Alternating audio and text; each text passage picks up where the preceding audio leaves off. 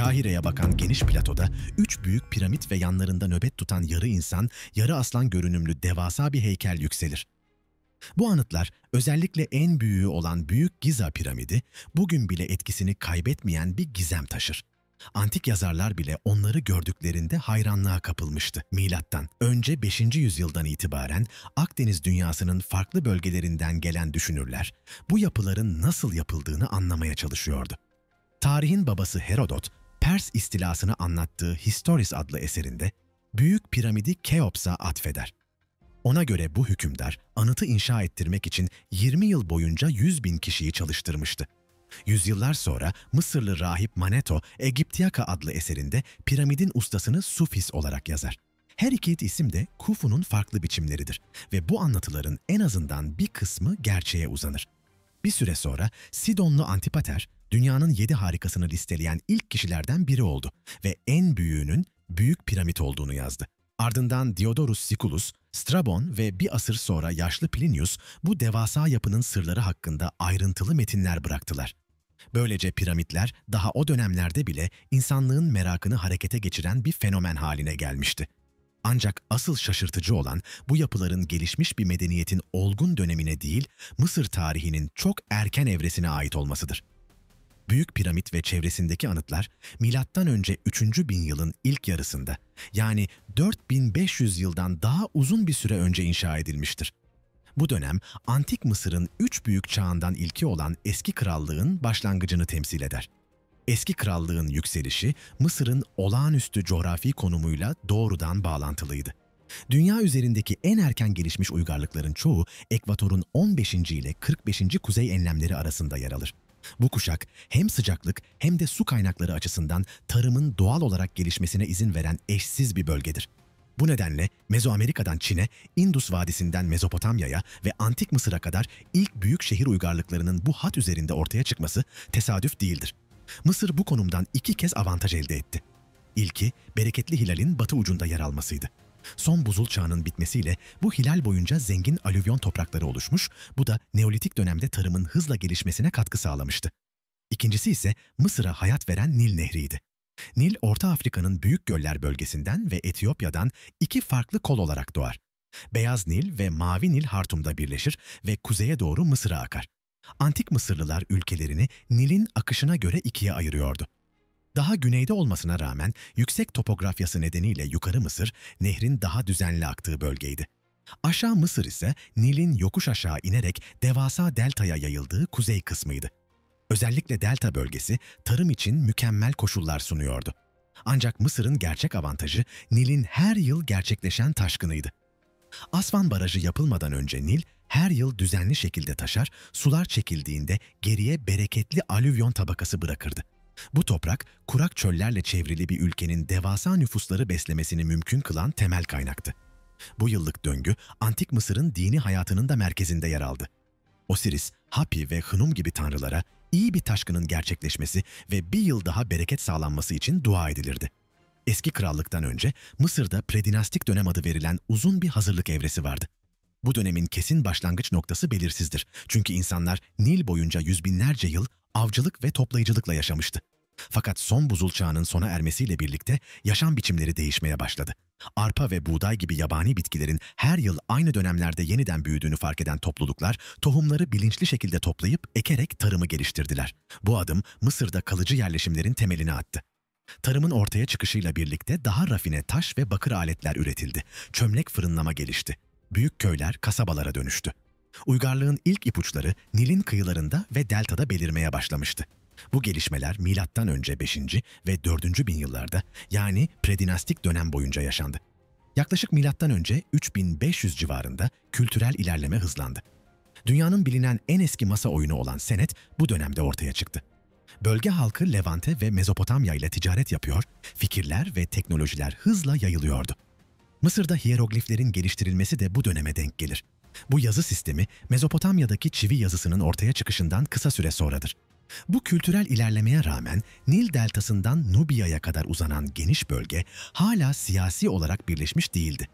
Bu birleşme yaklaşık M.Ö. 3100 civarında gerçekleşti. Ancak bu süreci yöneten kişinin kimliği yarı efsanevi kalır. Yaygın kabul gören görüşe göre Yukarı ve Aşağı Mısır'ı birleştiren hükümdar Narmer'di. Bazı kaynaklarda Menes olarak da geçer. Narmer, 1. hanedanın kurucusu sayılır ancak eski krallık dönemi onun sonrasında başlayacaktır. Bulunan parçalı kanıtlar, Narmer'in önce Yukarı Mısır'da iktidara geldiğini ve ardından Aşağı Mısır'ı fethederek iki bölgeyi tek yönetim altında topladığını gösterir. Antik Mısır'ın iki ayrı krallığın birleşmesinden oluştuğu fikri, sonraki binlerce yıl boyunca hem siyasal hem de kültürel bir sembol olarak yaşadı. Hükümdarlar, Yukarı Mısır'ın beyaz tacı ile Aşağı Mısır'ın kırmızı tacını üst üste giyerek tasvir edilirdi. Bu birleşmenin en etkileyici arkeolojik kanıtlarından biri Narmer paletidir. Kusursuz şekilde korunmuş bu oyma, taş paletin bir yüzünde kral yalnızca beyaz taçla görünürken, diğer yüzünde her iki tacı da taşır. Bu da Narmer'in Birleşmiş Mısır'ın ilk hükümdarı olarak kabul edilmesinin temel dayanaklarından biridir. Ona Firavun demek teknik olarak dönemine uygun değildir. Firavun unvanı, M.Ö. 2. bin yılın ortasında yeni krallık döneminde ortaya çıkmıştır. Ancak tarih yazımında bu ünvan geriye dönük biçimde tüm Mısır hükümdarları için kullanılmaktadır. Narmer'in birleştirme eylemi, hanedanlı Mısır tarihinin başlangıcını oluşturdu. Fakat eski krallık genellikle 3. hanedanla başlatılır. Bu nedenle Narmer'den eski krallıkın başlangıcına kadar geçen yaklaşık 400 yıllık süreç, 1. ve 2. hanedanların hüküm sürdüğü dönem, erken hanedan dönemi olarak adlandırılır. Erken hanedan ile eski krallık arasındaki ayrımın birkaç nedeni vardır. İlk dönem Birleşik Devlet'in henüz zayıf yapıdaysa ve gücün yavaşça arttığı bir süreçti. Narmer zamanında Levante şehirleriyle ve Mezopotamya'nın Sümer kent devletleriyle ticaret başlamış olsa da bu bağlantılar eski krallık döneminde çok daha yoğun bir hale geldi. Aynı şekilde Mısır'ın dini yapısı da erken hanedan yıllarında yeni şekilleniyordu. Nil boyunca ortak tanrılar, mitler ve ritüeller yavaş yavaş bütün ülkeye yayılarak ileride eski krallıkın kültürel temelini oluşturdu. 1. ve 2. hanedan kralları ölüm sonrası için anıtsal piramitler inşa etmemişti. Ancak karmaşık mezar alanları yapmışlardı. Bunlar genellikle çamur tuğlalarla kaplanan ve mastaba olarak bilinen gömü yapılarıydı. Yine de bu mezarlar eski krallık döneminde ortaya çıkacak olan devasa taş piramitlerle kıyaslandığında oldukça mütevazı kalıyordu. Eski krallık gerçek anlamda milattan önce yaklaşık 2700'de 3. hanedanla başladı. Çünkü ilk kez bu dönemde hükümdarlar kendilerine dev taş piramit mezarları yaptırmaya koyulmuştu. İşte bu yüzden 19. yüzyılda Alman Mısır bilimci Christian Charles von Bunsen, Antik Mısır'ın 3 büyük parlak döneminden ilkini 3. hanedanla başlatmıştı. Onun için bu çağın ayırt edici yanı çok açıktı. Tarihin en büyük piramitlerinin inşa edildiği dönem olmasıydı. Bu dev yapıların 3 büyük merkezi vardı. Sakkara, Dahşur ve Giza platosu. Günümüzde en ünlü olan Giza'dır. Khufu'nun Büyük Piramidi, Kafre'nin piramidi ve Sfenksi ile diğerlerinin önüne geçmiştir. Ancak Sakkara ve Dahşur'daki erken piramitler de hem mimari hem kültürel açıdan aynı derecede önem taşır. Yine de eski krallığı yalnızca piramitlerle tanımlamak eksik olurdu. Bu çağ aynı zamanda merkezi yönetimin olağanüstü güçlendiği, devlet organizasyonunun sağlamlaştığı ve kültürel ihtişamın zirve yaptığı bir dönemdi. Erken hanedan döneminde henüz yeni oluşan devlet yapısı artık olgunlaşmıştı. Askeri kapasite, ekonomik düzen ve dev anıtların inşası için gereken muazzam lojistik tamamen devletin kontrolüne geçmişti. Bu dönemde ayrıca Antik Mısır'ın ilk büyük başkenti Memphis yükseldi. Modern Kahire'nin biraz güneyinde yer alan bu şehir, 10 binlerce nüfusuyla kraliyet gücünün merkezi haline geldi ve eski krallığın siyasi kalbini oluşturdu. Eski krallık genellikle 3., 4., 5. ve 6. hanedanları kapsar. Ancak 7. hanedanın bu döneme dahil edilip edilmemesi bugün bile tartışma konusudur. Bu çağ, Orta ve Yeni Krallık kadar zengin yazılı kaynak bırakmamıştır. Bu yüzden eski krallığı anlamak büyük ölçüde arkeolojiye ve sonraki dönemlerin kayıtlarına dayanır. Yine de elimizde bazı kritik kaynaklar vardır. Turin listesi ve Abydos listesi gibi kral listeleri, Manetho'nun aktardıkları ve piramitlerin çevresinde yapılan kazılar. Giza'daki işçi köyleri üzerine yapılan çalışmalar, eski krallık toplumunun günlük yaşamını anlamamızı sağlayan en değerli bulgular arasındadır. Dönemden günümüze ulaşan papirüs sayısı çok azdır. Çoğu tesadüfen korunmuş olanlardır. Buna karşılık heykeller, çömlekler, mezar eşyaları ve hiyeroglif parçaları daha bol bulunur. Fakat her şey yaklaşık 4500 yıl önce yaşandığı için bu dönem tarihi her zaman eksik parçalardan tamamlanmak zorundadır. Üçüncü hanedanın açılışı genellikle Kral Djoser ile ilişkilendirilir. Kral listeleri her zaman çelişkiler barındırdığı için onun hanedan kurucusu olup olmadığı tartışmalı olsa da çoğu araştırmacı saltanatını M.Ö. yaklaşık 2686'ya yerleştirir. Djoser muhtemelen hanedanının en güçlü hükümdarıydı ve yönetimi yaklaşık 20 ila 30 yıl sürmüştü. Onu unutulmaz kılan şey ise eski krallığın ve tüm Mısır tarihinin ilk büyük piramidini inşa ettirmesidir. Sakkara'da yükselen bu yapı bugün Djoser piramidi veya basamak piramidi olarak bilinir. 6 basamaklı katmandan oluşan dev bir taş anıt olan bu mezar, 200 feet'ten daha yüksek bir yapıya ve muazzam miktarda taş blok kullanımına sahiptir. Başlangıçta bir mastaba olarak planlandığı ancak Djoser'in veziri ve mimarı İmhotep'in tasarımı giderek büyütüp bir piramite dönüştürdüğü anlaşılmaktadır. Böylece eski krallığın ilk büyük piramidi ortaya çıkmış, sonraki çağların tüm anıtsal mezar projeleri için bir dönüm noktası yaratılmıştır. Yaklaşık 4700 yıl sonra bile büyük ölçüde ayakta durması, bu dönemin mühendislik erişimini ve hırsını gözler önüne seren en etkileyici kanıtlardan biridir. Dahası, Djoser'in piramidi aslında çok daha büyük bir vizyonun merkezindeydi. Tapınaklar, avlular, heykeller ve ek mezar yapılarından oluşan devasa bir cenaze kompleksi, eski krallığın sonraki tüm anıtsal projelerine model oldu. Bu düzen hem kutsal mimarinin hem de devlet organizasyonunun geleceğini belirleyen bir şablona dönüştü. Üçüncü hanedan yaklaşık M.Ö. 2610'a kadar sürdü. Teoride az sayıda hükümdarı olan ve yaklaşık 80 yıl boyunca nispeten düzenli ilerleyen bir dönem gibi görünse de, elimizdeki kaynaklar bu hanedanı anlamayı son derece zorlaştırır. Kral listeleri birbirleriyle çoğu zaman çelişir, isimler değişir, saltanat süreleri tutmaz. Bu zayıf kaynak yapısı, eski krallık tarihinin ne kadar parçalı olduğunu açıkça gösterir. Yine de genel tablo şöyledir. Djoser'den sonra taht, büyük olasılıkla oğlu olan Sekemket'e geçmiştir. Fakat Maneto ona Tyreis der, Abydos listesi Teti adını verir. Bu tür tutarsızlıklar eski krallık hükümdarlarıyla ilgili netlik kurmayı zorlaştırır.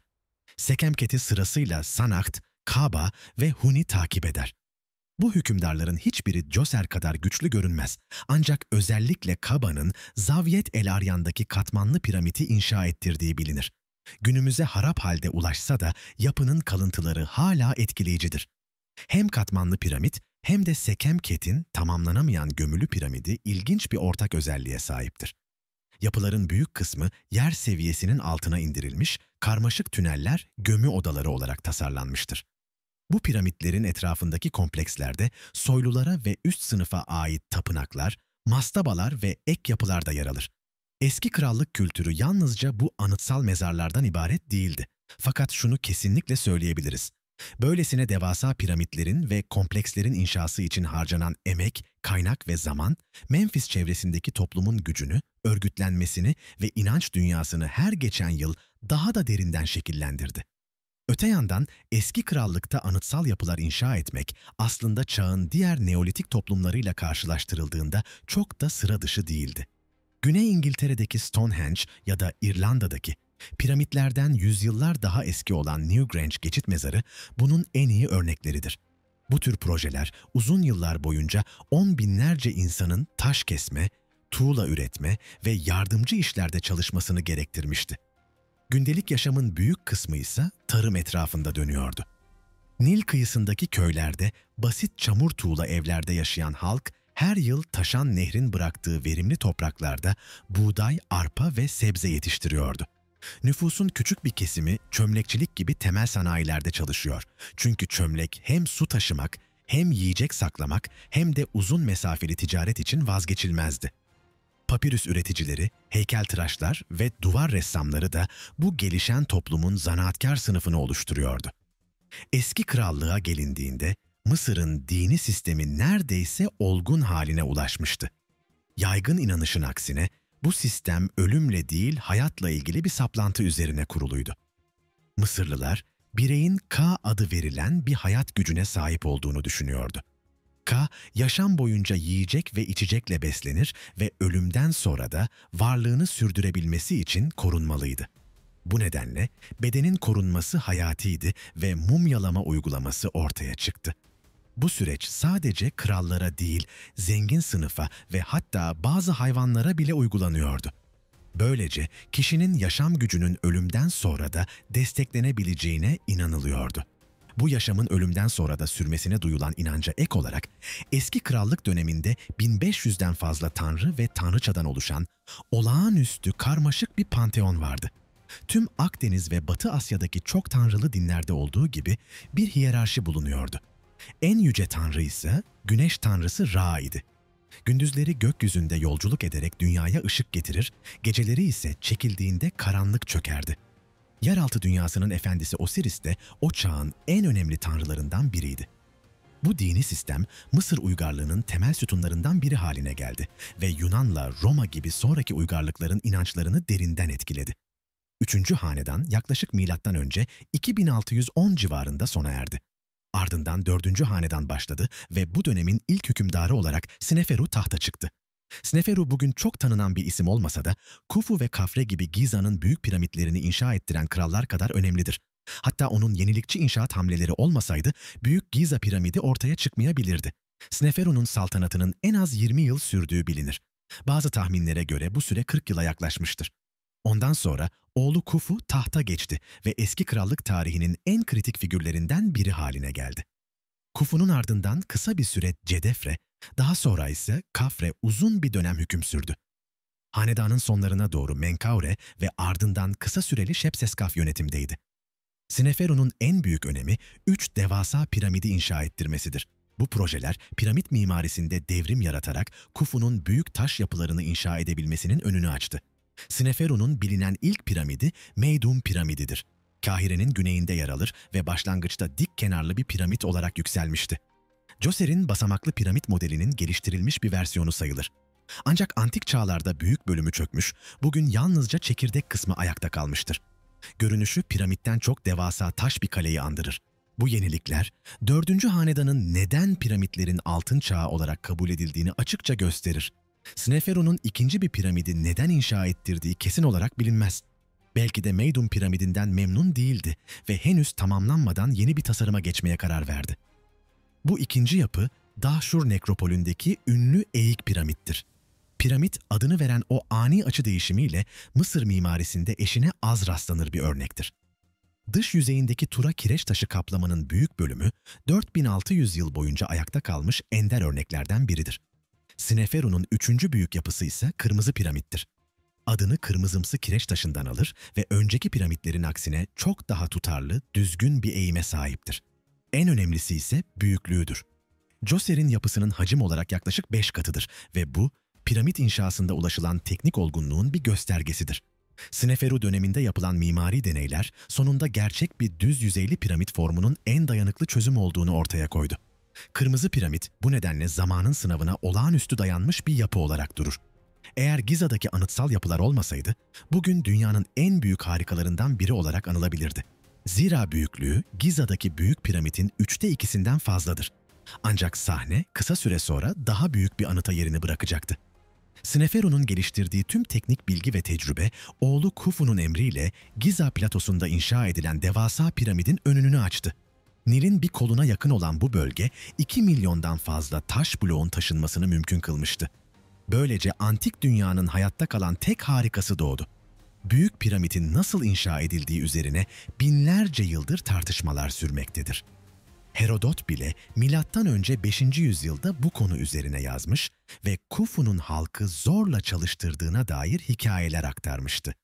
Kimileri yapının büyüklüğünü, mühendislik ustalığını ve bırakılan gizemleri hayretle karşılamıştı.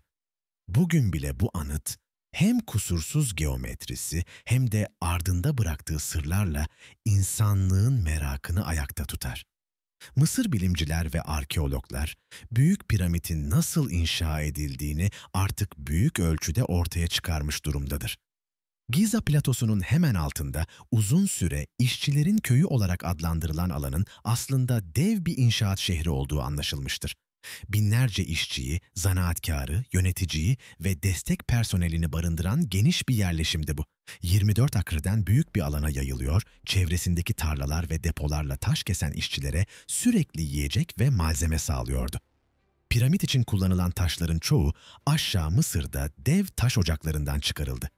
En ince granit ise 1000 kilometreye yakın uzaklıktaki Asvan'dan getirildi. Bu kadar ağır kütlelerin taşınmasını Nil'in su yolları mümkün kıldı.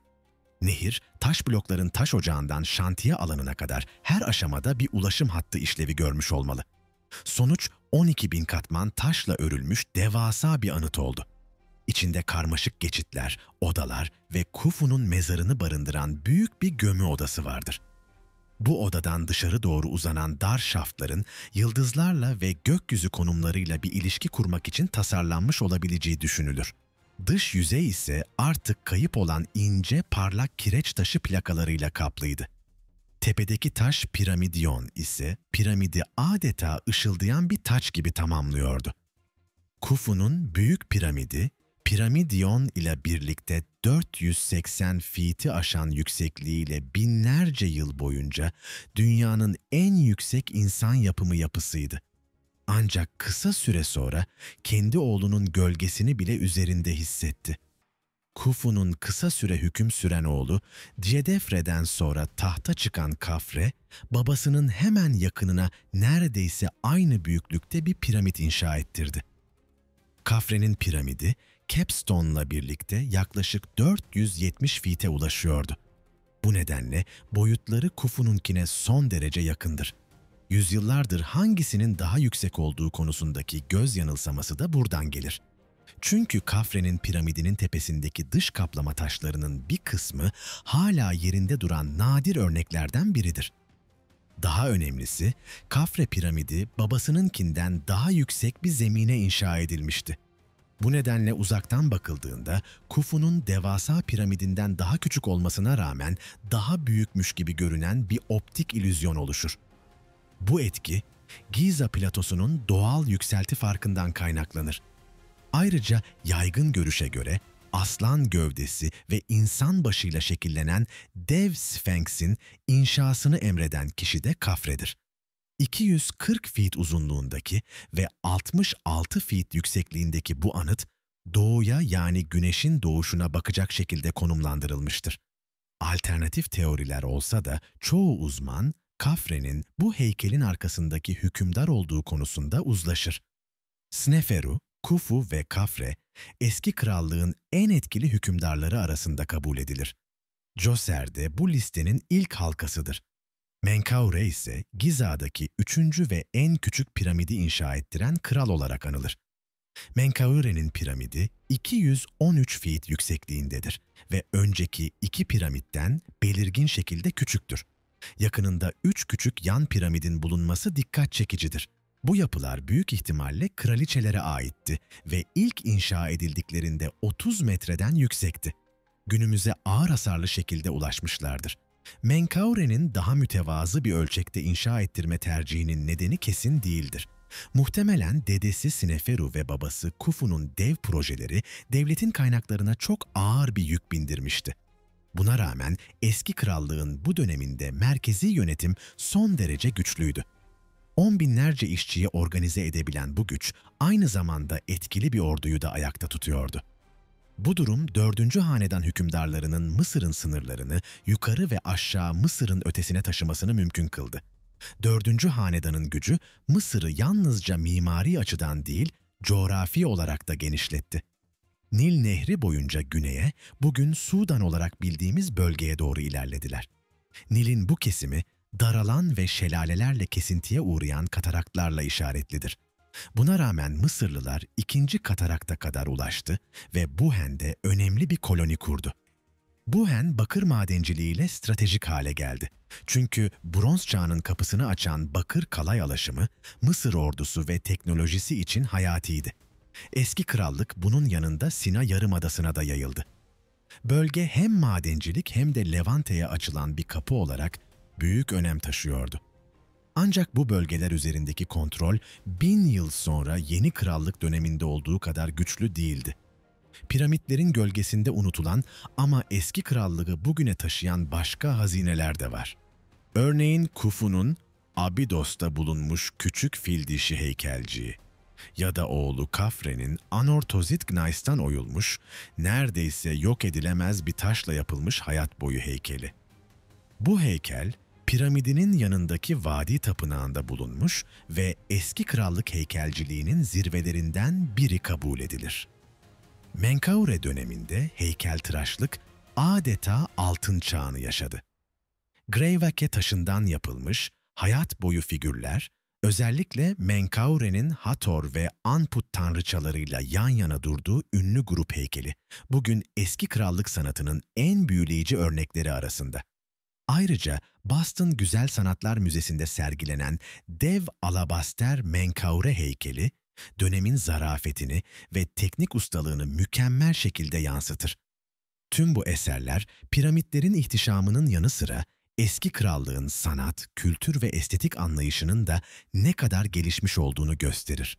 4. hanedanın ihtişamı sona erdiğinde eski krallıkın tahtı 5. hanedana geçti. İlk hükümdar Userkaf kısa süre hüküm sürmüş olsa da arkeolojik açıdan oldukça iz bıraktı.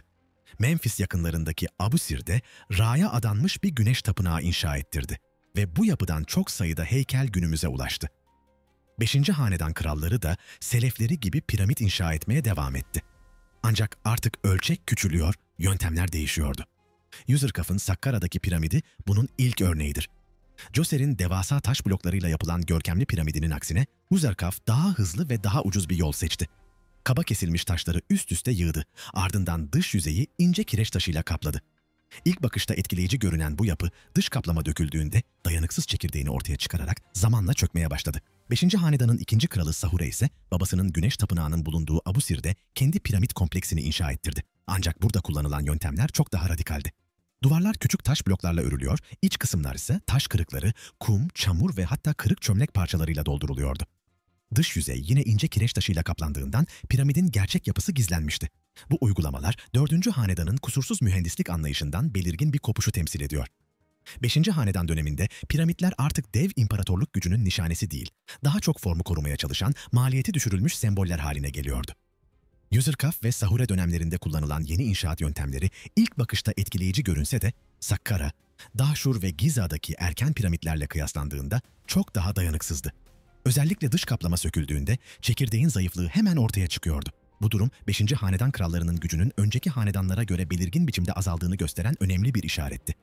Merkezi otorite zayıfladıkça 4. hanedanın dev ölçekli projelerini gerçekleştirmek artık mümkün değildi. Yine de ilginç bir şekilde piramitlerin kendisi küçülürken çevrelerindeki tapınak ve dini kompleksler daha da büyüdü. Sahure'nin kompleksi bunun en iyi örneklerinden biridir. Piramit daha küçük olsa da etrafındaki yapılar son derece genişti. Üstelik tapınak duvarlarında toplamda 1200 feet'i aşan koşu kabartmaları bulunuyordu. Karşılaştırmak gerekirse Khufu'nun büyük piramit kompleksindeki tapınaklardan birinde bu uzunluk sadece 325 feet'tir. Bu yüzden 5. hanedanın piramitleri küçülmüş görünse de mimari bütünlük ve dini komplekslerin kapsamı bakımından hala etkileyiciydiler. Ancak esas düşüş 5. hanedandan sonra gelen 6. hanedanda belirginleşti.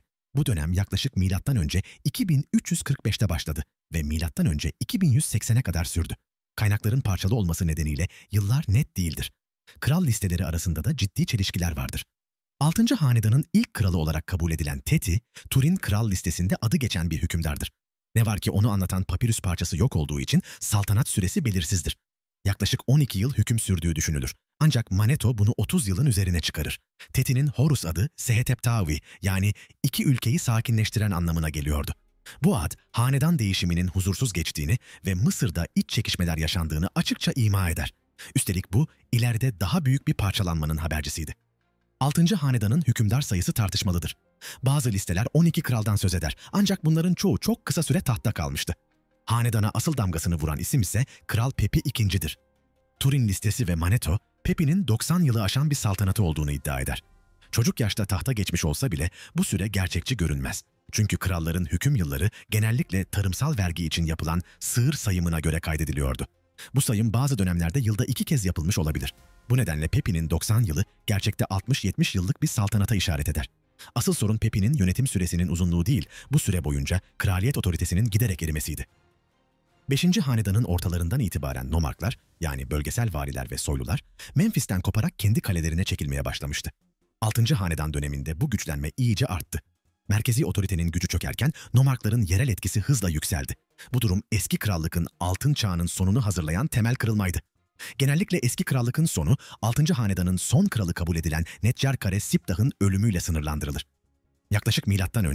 2184 ile 2181 arasında kısa bir süre hüküm sürdüğü düşünülür. Ancak tarihler her zaman olduğu gibi belirsizdir. Daha da ilginci, bir zamanlar eski krallığın son hanedanı sayılan 7. hanedanın bugün büyük ölçüde muhtemelen hiç var olmadığı görüşünün kabul görmesidir. Bu dönem muhtemelen kaotik bir geçiş dönemiydi ve gerçek bir hanedandan ziyade tarihsel boşluğu dolduran bir gelenek olarak ortaya çıkmıştır. Hayatta kalan kral listeleri 7. hanedan tartışmasının merkezindedir. Bu konuda temel kaynak Mısır bilgini Maneto'nun M.Ö. 3. yüzyılda yazdığı Egiptiyaka adlı eserdir. Ancak bu eser tam haliyle günümüze ulaşmamıştır ve bugün elimizde bulunan bilgiler yüzyıllar boyunca aktarılan özetler ve alıntılar üzerinden 3. ya da 4. elden gelmektedir. Maneto, 7. hanedanda isim vermediği çok sayıda kralın son derece hızlı bir şekilde tahta çıkıp indiğini belirtir. Fakat diğer hiçbir kral listesi bu hanedandan bahsetmez. Turin Kral listesi de, Abidos Kral listesi de 6. hanedandan sonra doğrudan 8. hanedana geçer. Bu nedenle pek çok Mısır bilimci 7. hanedanın gerçekte hiç var olmadığını düşünür. Bazı uzmanlar, Maneto'nun bu hanedanı 6. hanedanın sonundaki büyük çöküşü ve düzensizliği vurgulamak için bir edebi araç olarak icat ettiğini savunur. Diğerleri ise, Maneto'nun 8. hanedandaki hızlı kral değişimlerini yanlış yorumladığını ileri sürer. Bugün genel kabul gören görüş, 7. hanedanın tarihsel bir gerçeklik olmadığıdır. Buna rağmen kronolojiyi baştan aşağı değiştirmemek için hanedan numaraları yeniden düzenlenmez. Çünkü bu, 200 yılı aşkın akademik birikimi altüst eder. Bu tartışmanın temelinde yatan neden oldukça açıktır. 6. hanedanın çöküşünden sonra gelen dönem gerçekten de uzun süreli bir kargaşa ve otorite kaybı dönemiydi. Merkezi kraliyet gücü çökmüş, bölgeler bağımsız hareket etmeye başlamış ve ülke yaklaşık 100 yıl boyunca istikrarsızlıkla boğuşmuştur. Eski krallık yarım bin yıl boyunca yalnızca 4 hanedanın yönetimi altında istikrarlı bir yapı sergilerken, bu düzen 6. hanedanın sonunda dramatik bir biçimde dağılmıştır. 6. hanedanın çöküşünün ardından gelen yaklaşık 130 yıllık dönem, Mısır tarihinde tam bir kargaşa çağını temsil eder. Üstelik hayali olduğu düşünülen 7. hanedanı bile çıkarırsak, bu kısa zaman diliminde 4 ayrı hanedan ülkeyi yönetmiştir. 8. hanedan yalnızca 20 yıl kadar sürmüştür ve bu dönemde taht birkaç yıl bile iktidarda kalamayan krallar arasında ardı ardına el değiştirmiştir. Ardından gelen 9. hanedan daha uzun ömürlüdür. Ancak birçok tiran kralın hüküm sürdüğü, özellikle 8. hanedanın son hükümdarını deviren zalim Ahtoes ile ünlenmiştir. Onu izleyen 10. ve 11. hanedanların aynı anda ortaya çıkmış rakip yönetimler olduğu düşünülür. Çünkü ülke iç savaşla parçalanmış, iki farklı merkezden yönetilir hale gelmiştir. Bu dönem, kralların fazlalığını da açıklar. 130 yıllık bir zaman diliminde düzinelerce hükümdarın kayıtlı olması, aslında hızlı ardışıklığın değil, eş zamanlı rakip hanedanların bir sonucudur. Memphis kraliyet merkezi iken, Herakleopolis Magna'nın 9. hanedan tarafından yeni bir başkent olarak kurulması, parçalanmış siyasi yapının en açık göstergesidir. Bu çöküş ortamında doğal olarak eski krallığın büyük piramit projeleri aniden durmuştur. Artık ne dev mezar kompleksleri inşa edilmekte, ne de merkezi hükümet büyük ölçekli bir yapılaşmayı sürdürebilecek güce sahiptir. İşte bu nedenle modern Mısır bilimciler, 6. hanedanın sonuyla başlayan ve yaklaşık 1,5 yüzyıl süren bu kaotik dönemi 1. ara dönem olarak adlandırır. Bu çağ, eski krallığın ihtişamının tamamen sona erdiği, kraliyet otoritesinin çöktüğü, iç savaşların ve bölünmüş yönetimlerin hüküm sürdüğü bir devirdir. Ancak bu karanlık dönemin ardından 3. bin yılın sonlarına doğru kraliyet gücü yeniden toparlanmış ve Orta Krallık adı verilen yeni bir altın çağ doğmuştur. Orta Krallık hükümdarları eski krallığın ihtişamını yeniden yaratmaya çalışmış ve birkaç kral büyük piramitler bile inşa ettirmiştir. Fakat bu piramitler tuğla ve kil çekirdekli olduğundan eski krallığın dev taş anıtları kadar sağlam değillerdi ve çoğu zamanla çökmüştür. Yine de hem Orta Krallığın hem de daha sonra gelen yeni krallığın görkemli tapınakları, obeliskleri ve dev heykelleri eski krallığın kültüründen derin şekilde ilham almıştır. Çünkü eski krallık, Mısır tarihinin yalnızca ilk büyük altın çağı değil, aynı zamanda sonraki bütün kralların ulaşmaya çalıştığı bir ihtişam standardı olarak kalmıştır. Antik Mısır'ın eski krallık dönemi, yalnızca Mısır tarihinin değil, insan uygarlığının gelişim çizgisinde de ayrı bir yere sahiptir. Binlerce yıl boyunca tarım, ticaret ve yerleşik yaşam. Bereketli hilal çevresinde yavaş fakat istikrarlı bir ilerleme göstermişti. Ancak Mısır'da bu ilerleyiş belirli bir aşamada olağanüstü bir hız kazandı. Hiyeroglif yazının ortaya çıkması, yukarı ve aşağı Mısır'ın tek bir yönetim altında birleşmesi ve merkezi bir kültürel düzenin oluşması, bu büyük dönüşümün temelini oluşturdu. Bu dönüşümün en parlak noktası ise yarım bin yıl süren eski krallık döneminde yaşandı. Baron von Bunsen'in neden bu dönemi bir altın çağı olarak tanımladığını anlamak zor değildir eski krallık. Çoğu zaman tek bir simgeyle anılır. Piramitler. Giza'daki Büyük Piramit, antik dünyanın 7 harikası arasında bugün hala ayakta kalan tek eserdir. Üstelik diğer harikaların çoğu ondan 2000 yıl kadar sonra inşa edildi. Bu durum, yaklaşık 5000 yıl önce 10 binlerce insanın gösterdiği mühendislik becerisinin ve örgütlü çalışmanın büyüklüğünü gözler önüne serer. Aynı zamanda eski krallığın ekonomik, siyasi ve kültürel yapısının ulaştığı seviyeyi de hatırlatır. Tüm bunlar eski krallığı yalnızca taş anıtların gölgesinde bırakılacak bir dönem olmaktan çıkarıp insanlık tarihinin en etkileyici yükselişlerinden biri haline getirir. Sizce eski krallığı özel kılan neydi? Gelişmiş bir uygarlığın parlak bir yansıması mıydı, yoksa tarihin akışında dev piramitlerle temsil edilen kısa ama çarpıcı bir parlamadan mı ibaretti? Görüşlerinizi yorumlarda paylaşabilirsiniz. İzlediğiniz için teşekkür ederiz.